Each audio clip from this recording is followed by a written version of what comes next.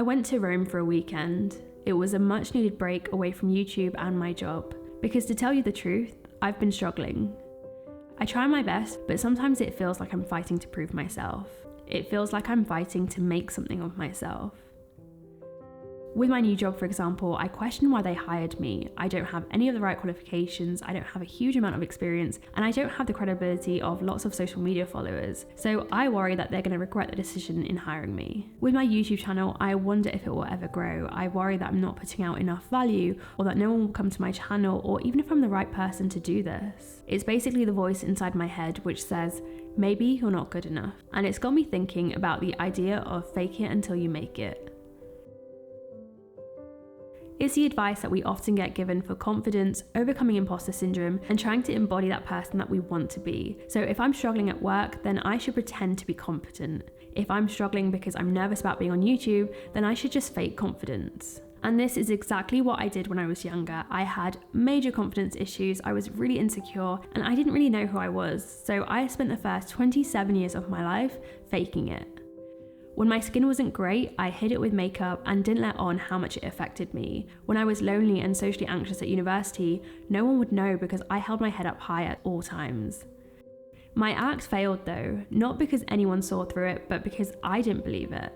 What I showed the outside world was vastly different to what I was feeling on the inside. It was just a facade, it was just armor. But that armor never morphed into my skin. It had to come off at some point, and every time it did, it was so much worse. I became even more aware of what I didn't have. I became even more aware of who I was not. And it's not that I don't think fake it till you make it has no merit at all. The second most popular TED Talk of all time is about how our body language can affect people's perception of us and how we feel. Smiling can trick your brain into thinking you're happy. Standing tall and taking up space can trick others into believing you're confident.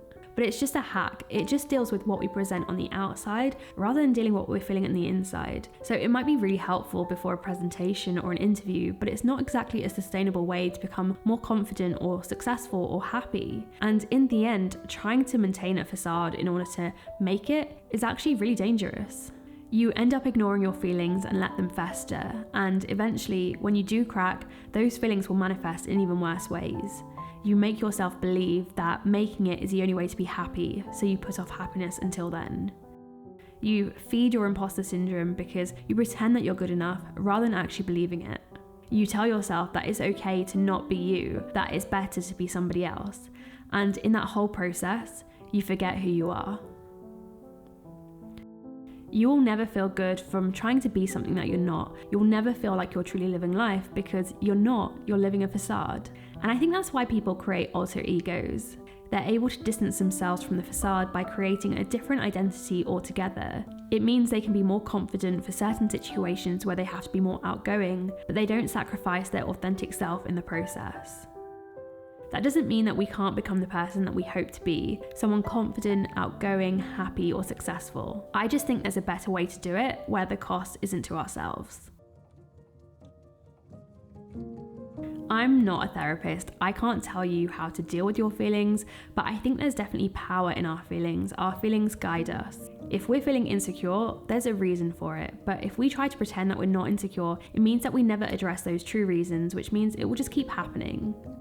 So for example, I feel like a lot of my lack of confidence came about when my friends decided that they didn't like me. And by being aware of my feelings, by being aware of where they came from, it means that I'm a lot more compassionate towards myself and I'm actually able to challenge those beliefs. So every time that I do connect with someone, I can actually say to myself, okay, see, there's no reason to feel insecure about this. And it means that those feelings come up less and less. I feel like having feelings also makes us more of a real person. So when I was younger, I always thought that I had to put on this really happy, outgoing front because I thought that's what people wanted to see. But the problem was no one really got to know me.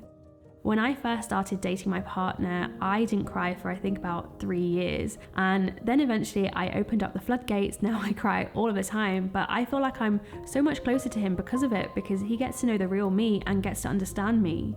Even my most popular videos on YouTube are the ones where I share my real feelings because people connect with people.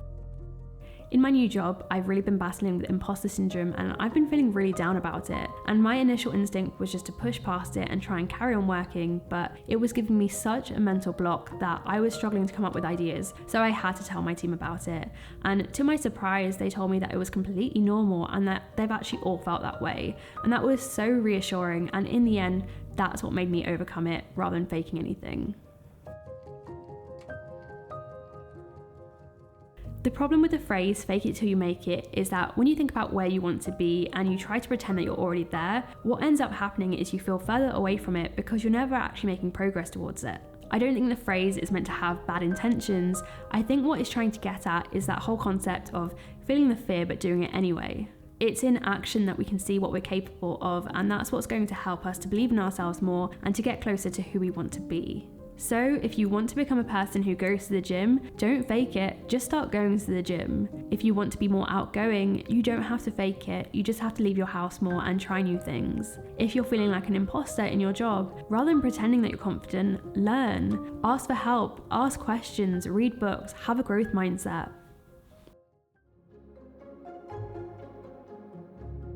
I don't know about you, but I'm so hard on myself, and I think the reason that I'm like this is because I fail to keep things in perspective. So right now I feel a bit uneasy in my new job, but what did I expect? No matter how much I try to prepare myself, I've literally changed my career from something that I'm really qualified for to something completely different and brand new. It was never going to be easy or comfortable. It was always going to take time for me to build up my confidence and to settle into that role. So instead of being hard on myself, a better perspective to have was to focus on what I already know and what I can already do, and then be patient to learn the rest. I also feel like we have to keep perspective on how far we've come and what we've already achieved.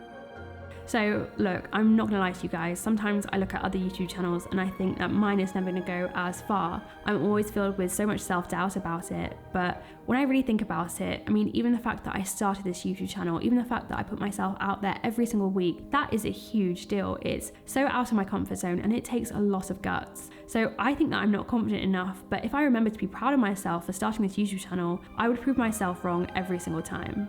It's so easy to be negative and to always want more, but there's so much proof already in our lives of how we're on our way to make it. We just have to open our eyes rather than put a mask on to fake it. I think comparing ourselves to others is one of the main reasons why a lot of us don't feel like we're enough. It's one of the reasons why we feel like we have to fake it to look like another version of ourselves, because that version is built based on what other people are doing. Social media has definitely made this worse. I'm sure you're pretty content with who you are and what your life looks like until you see somebody else who looks more put together than you. At work, you think that you're doing fine until you see a colleague who looks really competent, and then suddenly you worry if you're doing enough. So how do we overcome this? Honestly, I don't know. I'm still trying to work that one out. In fact, if you have any advice, please let me know because I really do need it. But something that I have begun to learn is that we're all pretty much the same in that sense. So if I'm looking at my favourite YouTuber thinking I'm never going to be like them, they're looking at their favourite YouTuber thinking the exact same. No one has absolutely everything figured out, so when you're comparing yourself, really you're only comparing yourself to this little moment where somebody might have figured out one small thing. At school, we got graded across all of our subjects, but very rarely did we get reminded of the simple fact that some people will perform better at some subjects than others. I thought that I had to get perfect grades across all of my subjects, so I pushed myself as hard as I could, but I didn't realise that I didn't have to be good at everything. I thought that I had to be this all-rounded person, but it got frustrating because if I wasn't good at something, then I felt like I had failed. But the thing is, we all have strengths and weaknesses, and yes, I know you can try and improve. But the thing is, you might not improve as much as you want to, and there still might be someone who's better than you who put in less work. I'm not someone who is naturally gifted at things like sports or cooking or making people laugh, but what does it matter? There are other people who can provide that value into the world. So I'm really starting to learn that I don't have to be good at everything, and that a better way to grow as a person isn't to try and force myself to become this perfect, super well-rounded person, but instead to just follow joy and to find the things that align with me. I'm sure most of us would like to improve some part of ourselves. We have a vision of the person that we want to become and what we want our lives to look like. But it's okay if things aren't like that right now. Rome wasn't built in a day. You don't have to be either.